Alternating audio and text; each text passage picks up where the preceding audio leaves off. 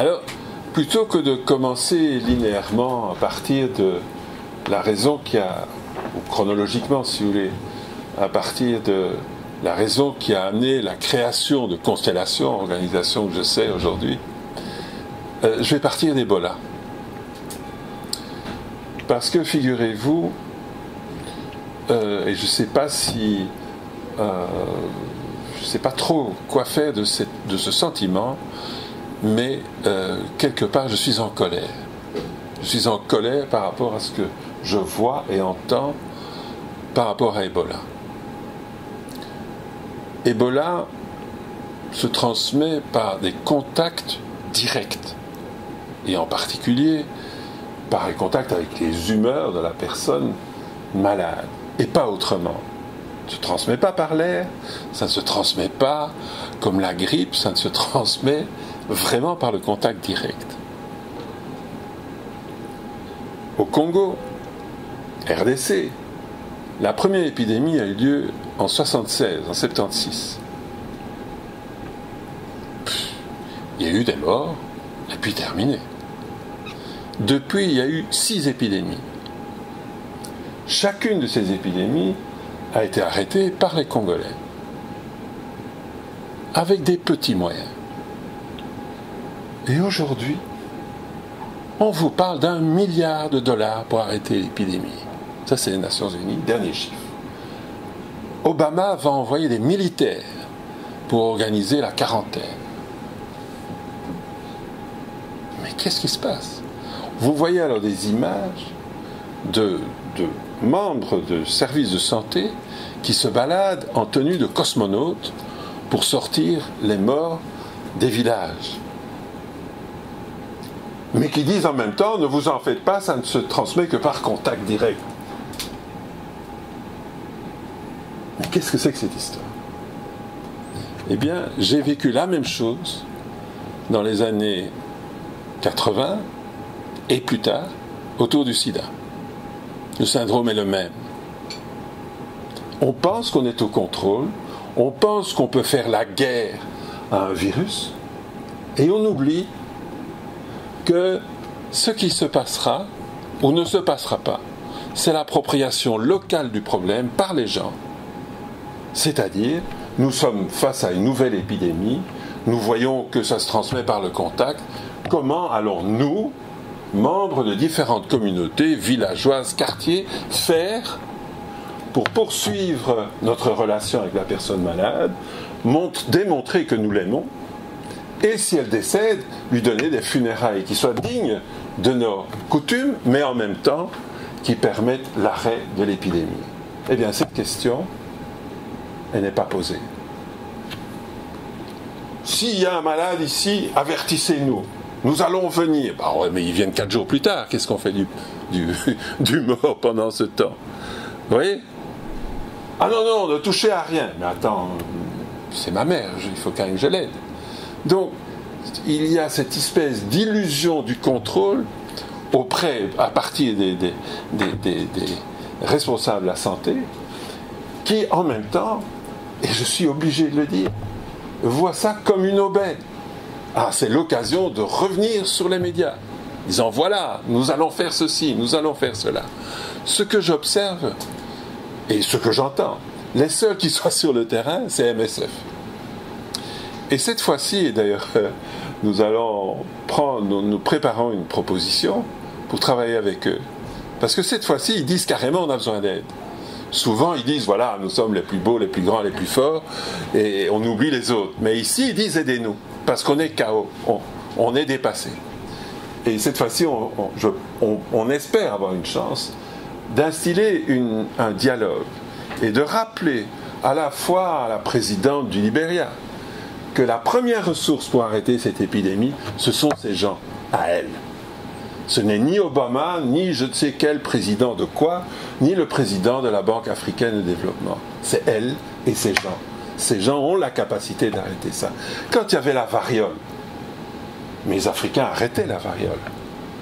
Si vous demandez, mais aux vieux, comment est-ce que vous faisiez? Vous vous souvenez de la variole?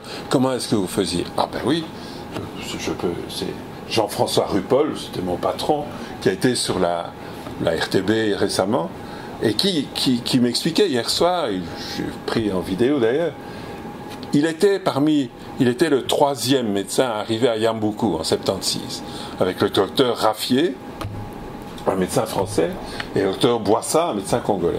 Avant lui, il y avait eu le docteur Muyembe, qui était allé, parce qu'il y avait eu cette drôle d'épidémie à Yambuku, tout près dans le nord de l'équateur, tout près de la ville de Mobutu. Et Jean-François raconte qu'il dit au vieux, mais quand il y avait la variole, comment faisiez-vous? Parce que la variole, ça se transmet c'est beaucoup plus dangereux, parce que ça peut se transmettre par l'air. Qu'est-ce que vous faisiez? Ah ben on construisait une hutte, hein.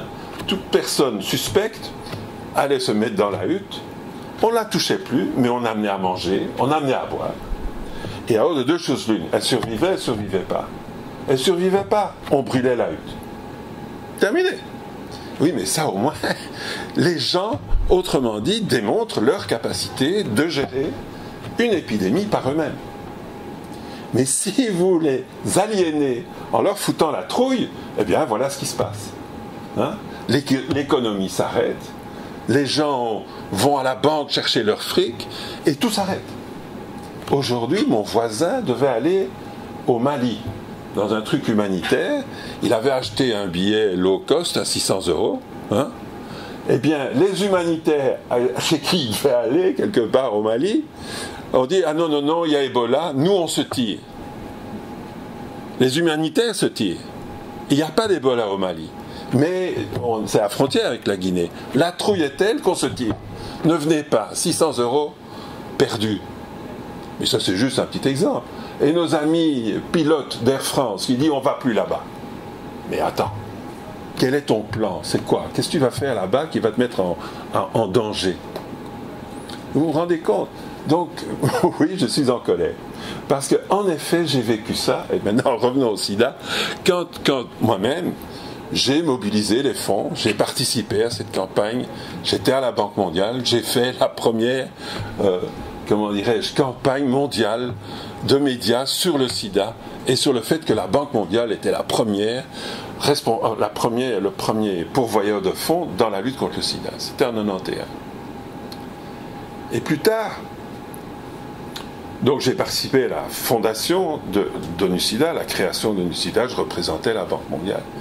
Et puis j'ai demandé à être détaché de la Banque mondiale pour ouvrir ce qui est devenu le bureau régional pour l'Asie et le Pacifique d'ONU-SIDA.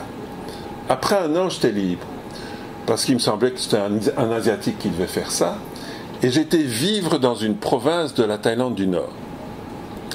Dans cette province, 500 000 habitants, en 92, puisque c'est French Connect, il y avait 20% en juin 92 des conscrits militaires étaient séropositifs, c'est-à-dire porteurs du virus. 20% des conscrits militaires, c'est-à-dire tous les jeunes gens de 21 ans. Alors, vous êtes bien entendu des gens éduqués, vous lisez les journaux, vous vous intéressez à la vie. Quelle serait, d'après vous, la même proportion chez les conscrits militaires en l'an 2000, c'est-à-dire 8 ans plus tard, dans cette province de 500 000 habitants? Bon, toi tu sais, donc tu ne le dis pas, ou tu ne te souviens pas de ça, j'ai dû le dire pourtant. Alors, qu'est-ce que vous pensez? 20% en 92. Quelle était la même proportion en 2000? Ça a dû doubler, probablement. Ah, c'était près de tout le monde. D'accord? Eh bien, c'était 0%. Donc, dans cette partie du monde, c'est-à-dire non seulement Payao, mais l'ensemble de la Thaïlande du Nord, les Thaïlandais ont pris les choses en main, ont arrêté les campagnes qui consistaient à faire peur, ont commencé à discuter pourquoi sommes-nous dans cette situation, que pouvons-nous faire nous-mêmes pour arrêter cette... Bon, ça commence par M. Et voilà, et ils ont agi. Et ça, c'est ce qui a arrêté l'épidémie en Thaïlande du Nord. Autrement dit, je vais donner une illustration de ça pour illustrer mon propos. Payao est une province qui paraît pauvre, mais qui est en fait relativement riche, grâce, qu'il était au moins dans les années, début des années 90, grâce au commerce du sexe. C'est-à-dire que les parents louaient les services de leur fille à un agent qui envoyait des monnaies sonnantes et trébuchantes, souvent en dollars, ou c'était en dollars ou en Deutsche Mark et en Dieu sait quoi encore, en yens, parce que les filles étaient exportées, et la première rentrée de devises pour Payao en 95, c'était, parce que j'y ai vécu là 3 ans pour essayer de comprendre ce qui se passait, eh bien c'était les rentrées des femmes qui vendaient leurs services sexuels. Eh bien, des parents ont accompagné, ont fait un voyage d'études pour dire, mais nous donnons la fille là à ces agents qui disent qu'elles ont un bon job, on ne demande pas trop de quoi il s'agit, allons voir. Et les parents ont suivi les filles dans les bordels de Bangkok et d'ailleurs, et les massages par l'homme, etc. On dit non, ce n'est pas possible. En quelques années, il y a encore eu, bien sûr, ce n'était pas zéro, mais les filles sont parties à l'école plutôt que de partir vendues ou louées à ces agents. Les agents ont dû fermer. Les bordels, il y en avait 77 au début, en 92, il y en avait encore 7 quand j'y travaillais, c'était 3 ans plus tard. Autrement dit, ce que nous avons appris, ce que les Thaïlandais disaient, c'était oui, il faut faire des choses pour les gens, les services sont nécessaires. Il faut des services pour informer les gens. Il faut les informer, bien entendu. Il faut fournir les moyens de prévention, c'est-à-dire le préservatif dans ce cas. Il faut, si on en a les moyens, soigner les malades. Mais à l'époque, il n'y avait pas de traitement dans les années 90. Mais donc on a fait tout ça, disent les responsables des services. Mais c'est nécessaire, mais pas suffisant. Il y a eu cette appropriation locale du problème et l'action par rapport à ce problème. Autrement dit, le sida, ce n'est pas la variole. Pour la variole, il y avait un vaccin, on pouvait tirer sur les gens comme cible passive de nos interventions. Donc on pouvait y aller de manière militaire. Mais quand il s'agit du sida, la bataille n'est pas gagnée dans les centres de santé, la bataille est décidée dans les chambres à coucher. Et là, ni le médecin, ni l'infirmier n'est là. Et donc, ça modifie complètement l'approche. Il s'agit donc de stimuler la discussion pour la réflexion et pour l'action locale. Voilà. Ça, c'était le message. 98, je rentre à Genève, siège de NUSIDA, avec un rapport approuvé par le gouvernement thaïlandais. 12 personnes étaient venues évaluer le travail que l'équipe locale avait fait, avait entériné l'histoire, c'est publié et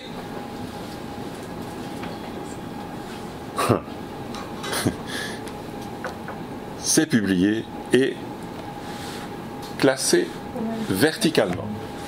Les Thaïlandais sont différents, on ne peut rien apprendre d'eux, restons dans nos rails, continuons à faire les choses pour les gens.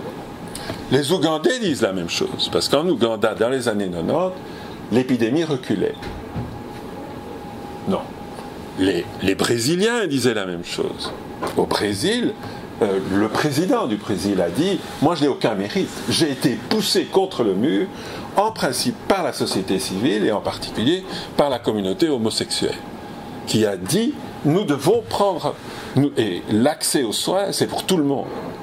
Et donc, on vient d'adopter le droit à la santé dans la Constitution, il faut que nous soyons tous soignés. Et moi, je n'ai aucun mérite. C'est la société civile qui s'est prise en charge. Et c'est de là qu'est venu les progrès, au moins, disons, les progrès ou l'absence vraiment d'explosion au Brésil.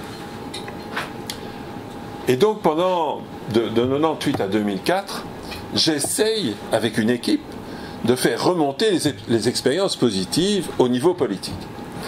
Et c'était mon job, j'étais directeur, voilà, donc j'essayais de faire modifier la stratégie et politique mondiale pour que, en plus de la fourniture des services, il y ait un autre axe qui consiste à faciliter la discussion pour l'action locale. Et j'échoue. En 2004, je me dis c'est bon, nous n'y parvenons pas. Il est manifeste que même lorsque la délégation de la France exprime son intérêt pour l'approche, on l'envoie promener. Dit bon, il est temps qu'on s'en aille, qu'on reconnaisse l'échec et nous créons Constellation. Nous, c'est un groupe mondial, 12 personnes, à la fois des Thaïlandais, des académiques, des gens qui viennent du secteur privé, de BP, qui nous avaient aidés à mettre au point une approche que je vous détaillerai, je vous détaillerai pas, mais que je vous présenterai rapidement, et l'armée du salut, qui avait pour la première fois indiqué clairement que si on voulait prévenir, il fallait au niveau des villages soigner, qu'il y avait évidemment un lien immédiat entre le fait qu'on se souciait des malades et la prévention. Ça, il l'avait montré dès les années 80, etc. Un groupe de 12 personnes, et nous disons, voilà, créons la Constellation. Constellation, c'est quoi? Ce sont les communautés qui se prennent en charge et qui échangent entre elles à travers le monde leur expérience et l'inspiration qui vient du fait qu'on progresse. Donc ça, c'est Constellation. Mais qu'allons-nous faire? Eh bien, nous allions en fait offrir une approche qui consiste à deux choses. D'une part, l'appréciation des forces. Donc nous n'allions pas partir des problèmes, mais nous allions apprécier les forces présentes dans les communautés. Parce que c'est de cette appréciation que naîtrait l'action. Et non pas l'analyse ad nauseam des problèmes. Et j'illustrerai ça après. Et deuxième chose, on allait tout simplement offrir aux communautés ce que dans le business et les cercles de qualité appellent le cycle de Deming.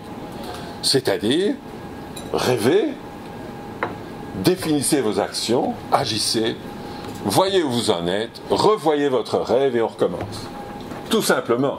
Il n'y a rien là-dedans, ce n'est pas, comment on dit en français, rocket science, c'est tout simplement le cycle de Deming, tel que Toyota l'a mis en place dans ses entreprises et grâce à laquelle il a gagné des parts de marché aux États-Unis.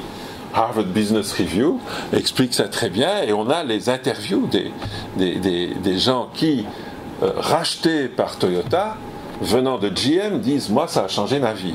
Qu'est-ce qui a changé sa vie? Il construit des bagnoles, il est à la chaîne de montage, mais maintenant les Japonais ont mis un bouton rouge.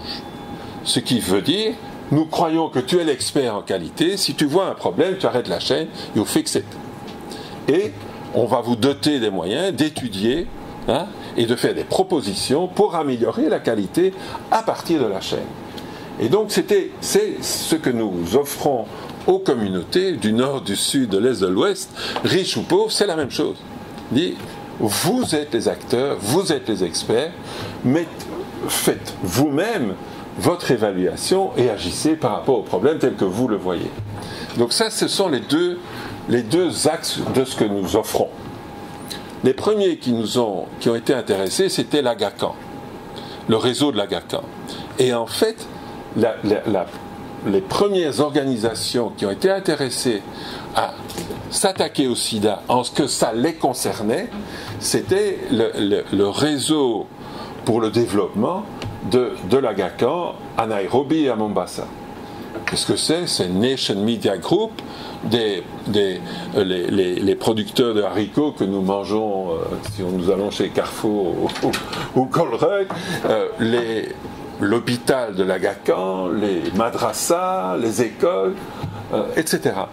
Et donc, nous avons offert ça en disant, voilà, quelles sont vos forces, qu'est-ce que vous voulez, comment allez vous adresser aux problèmes, etc., au sein même de l'ensemble de ces entreprises. Et le feedback a été, bon, on s'appelle réseau, mais c'est la première fois que nous sommes réellement un réseau.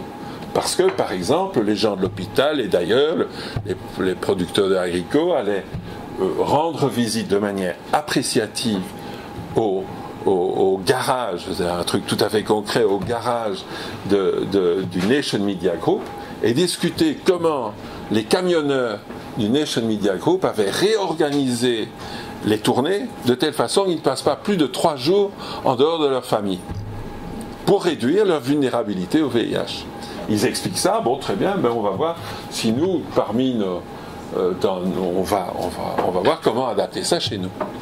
Et donc, ça c'est le sida, mais très rapidement, la personne qui est aujourd'hui ministre de la Santé au Sénégal, Awa Kolsek, m'invite à offrir la même chose au niveau du paludisme.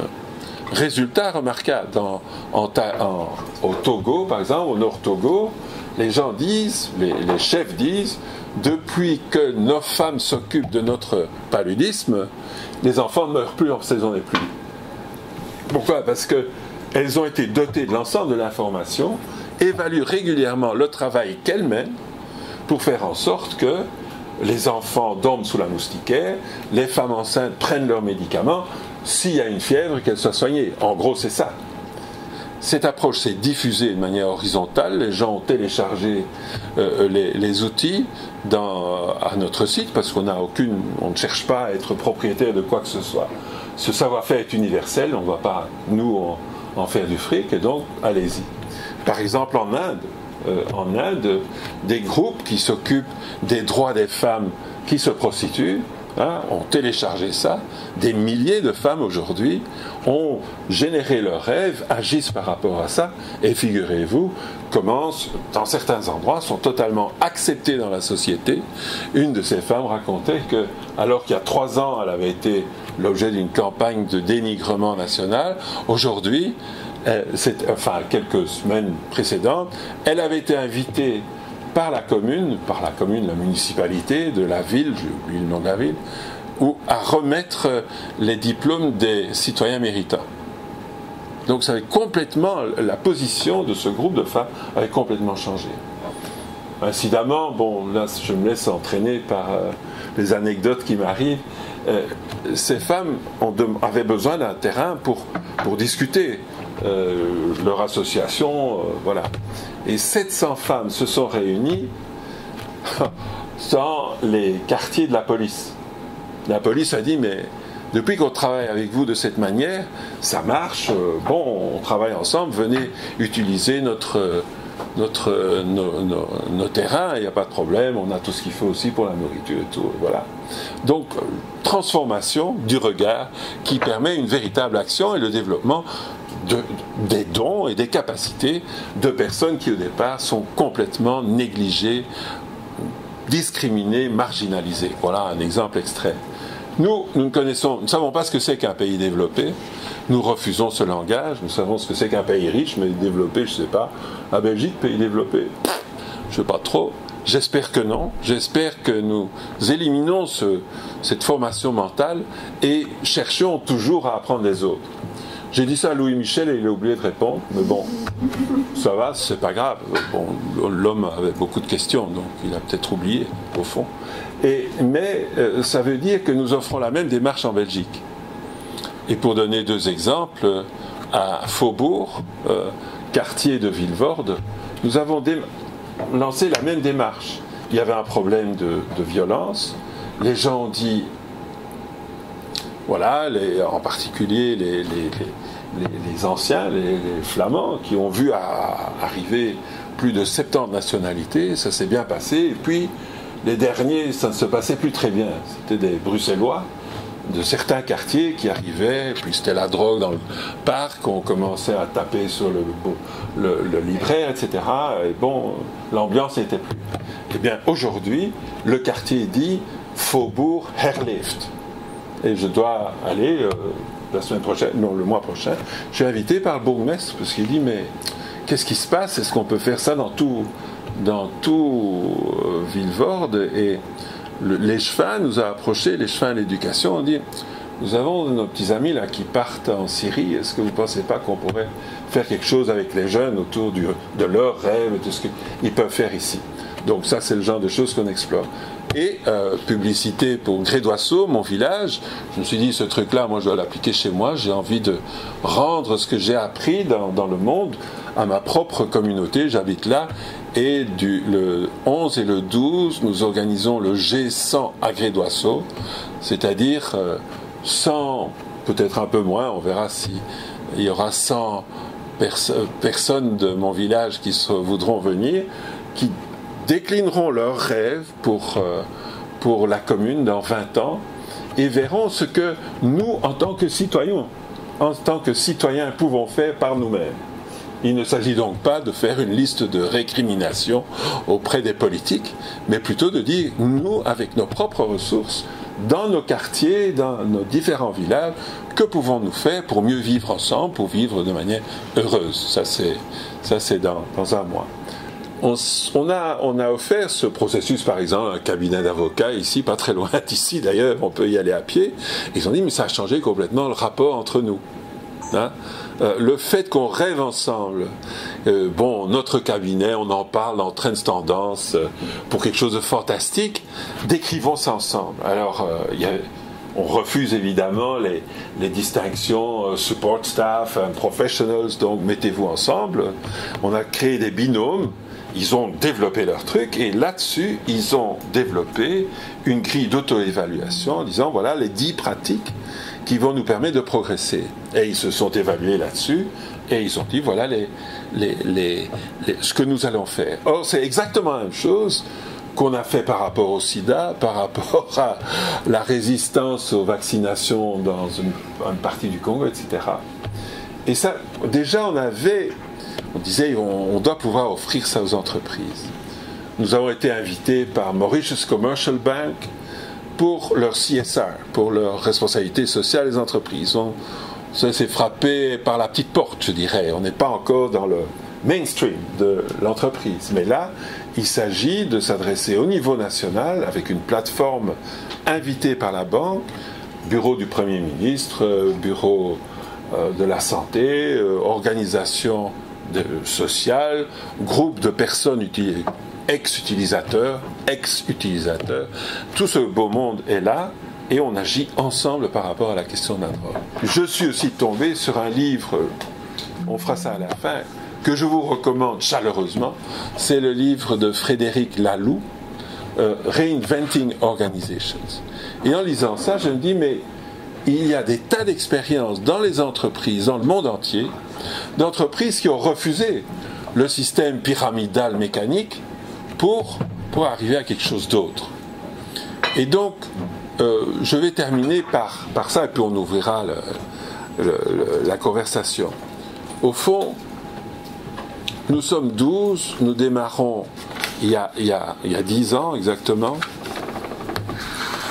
sans argent. On n'a pas eu un rond, on est parti. D'ailleurs, si vous nous demandez ce qu'il y a sur nos comptes aujourd'hui, je crois qu'il y a 2000 euros aujourd'hui. Pourtant, aujourd'hui, c'est quand même 600 000 euros qui passent à peu près par le siège. Mais, si on voit, on a eu 85 partenariats avec différents groupes. L'approche, on sait que l'approche est pratiquée par des millions de personnes dans plus de 60 pays. Nous savons que nous avons formé au moins 10 000 facilitateurs de cette approche, dont 5 000 au Congo, avec des résultats. Par exemple, on les appelle et le choléra dans les zones où ils travaillent s'arrête, parce que les gens arrêtent le choléra, pas les services de santé. Ou encore, il y avait un foyer très dangereux du point de vue de la polio, parce qu'il y avait encore du virus en circulation, dans le nord du Katanga. Les amis d'RDC Compétences y vont, bravant les risques, bien entendu, pour leur vie. On est en zone où il y a des rebelles et des bandits de toutes sortes. Eh bien, dans tous les districts sanitaires où ils ont travaillé, en 6 mois, plus 60% de vaccination par la 3e prise de polio, avant l'âge d'1 an. Contrôle les 3 zones de santé, c'est-à-dire les districts sanitaires où ils n'ont pas travaillé, moins 15%. Donc ça marche ce truc, ça je vous le garantis. Et donc voilà, il y a tout ça, comment est-ce qu'on y est arrivé? Et je dirais donc 3 réflexions. La première chose, c'est l'appréciation. Alors l'appréciation, c'est pas du bisounours, c'est pas je refuse de voir ce qui ne va pas et je vous dis combien vous êtes belle et beau, etc. même quoi que j'en pense. C'est pas ça du tout. L'appréciation, c'est vraiment, je dirais, arrêter le mental, se retrouver en connexion directe avec le groupe dans lequel on se trouve. Et là, il se passe des choses assez extraordinaires.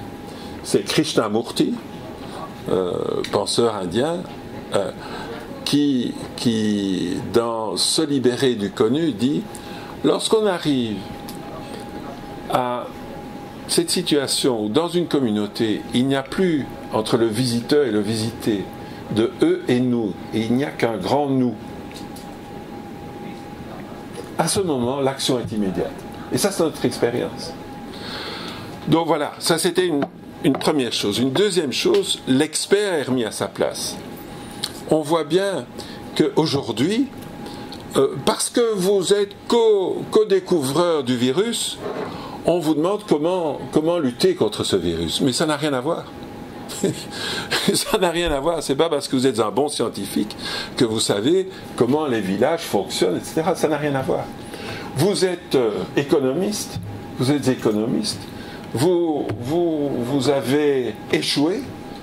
avez échoué, gravement dans la libéralisation de l'économie russe, n'est-ce pas? Mais parce que vous êtes économiste à Yale, vous pouvez ensuite faire des prescriptions au gouvernement africain et vous faites des prescriptions et vous dites voilà, c'est très simple, c'est facile, il suffit de mettre en place des activités coûts efficaces et nous allons atteindre les objectifs du millénaire. Ça, c'est Jeffrey Sachs. Hein? Eh bien, les objectifs du millénaire ne sont pas atteints parce qu'il a oublié une chose, c'est de faire en sorte que les villageois, eux, décident de leurs rêves et voient eux ce qu'ils allaient faire. Non, c'était décidé à New York et ça s'est planté. J'ai cité, par exemple, le travail avec les personnes prostituées. Mais je peux dire la même chose sur des tas d'autres choses et sur des tas d'autres situations. Ce curé de l'église catholique grecque du sud de l'Inde se retrouve, il a 40 ans, et il se retrouve en visite d'appréciation dans une association de Chiang Mai. Nous sommes une réunion d'échange du savoir-faire. 9 pays étaient représentés, 9 pays d'Asie. Et, j'ai oublié son nom, n'importe, il écoute cet homosexuel raconter sa vie, ce qu'il a fait, pourquoi il a lancé The Pink House, où les personnes de toute orientation sexuelle sont bienvenues et se sentent à l'aise. Et à la fin, nous faisons toujours une réflexion après l'action. Qu'avons-nous appris? Qu'est-ce que nous pouvons ramener dans notre contexte? Et il dit, en anglais, voilà, pendant toute ma pastorale comme curé, j'ai enseigné à haïr la personne homosexuelle. Ça a été mon enseignement. Et puis parce qu'il était dans l'esprit appréciatif, j'ai dit, mais c'est pas possible. Dieu ne peut pas haïr cette personne. Quand je rentre, je change mon enseignement. Il y a quelqu'un à côté de lui, son ami, tamoul, qui dit, mais qu'est-ce que tu racontes? Tu peux me traduire parce que l'anglais.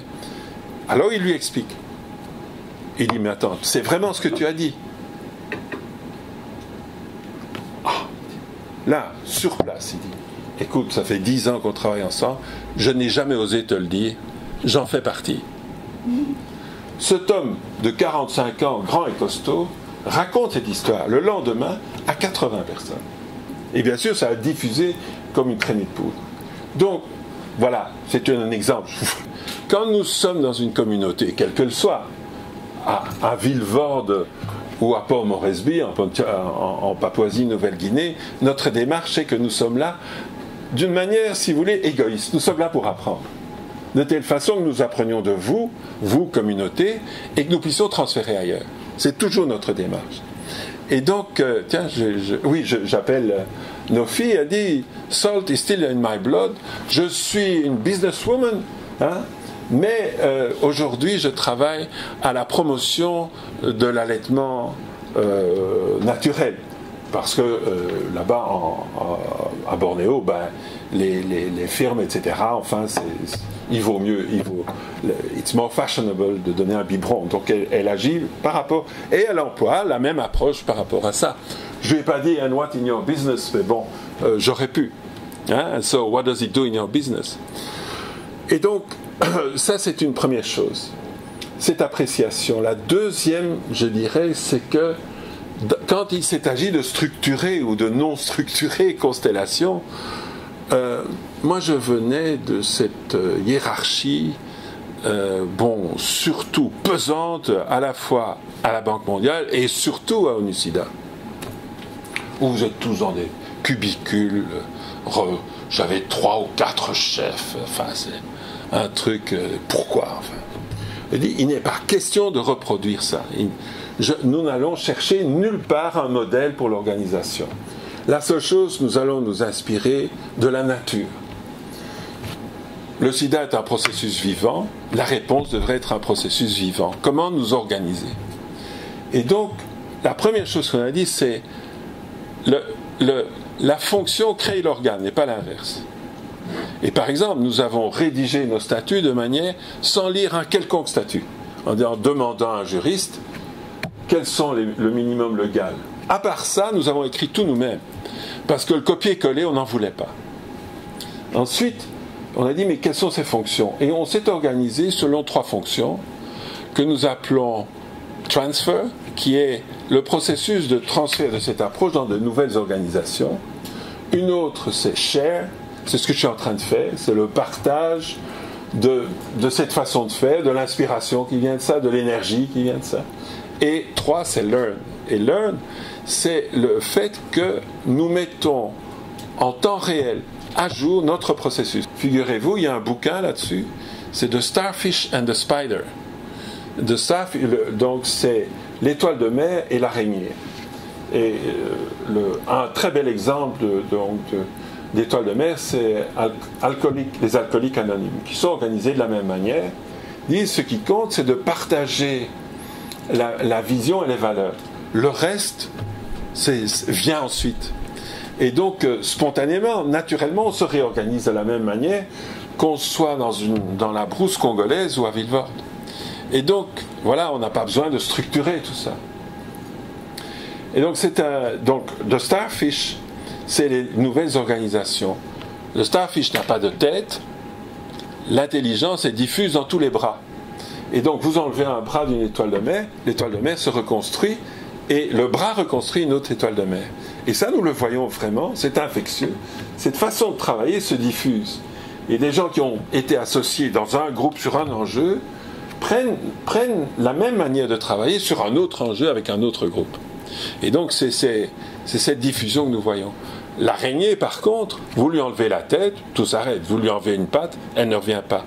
Et dans ce livre, je trouve ça intéressant, les conquistadors, eux-mêmes, évidemment organisés de manière hiérarchique, entrent dans le sud de l'Amérique du Nord et commencent par s'adresser, je ne me souviens plus, aux Cheyennes, veulent soumettre les Cheyennes, coupent la tête du chef et tout le monde s'aplatit en disant « Bon, d'accord, nous sommes vaincus, qu'est-ce qu'il faut faire ?»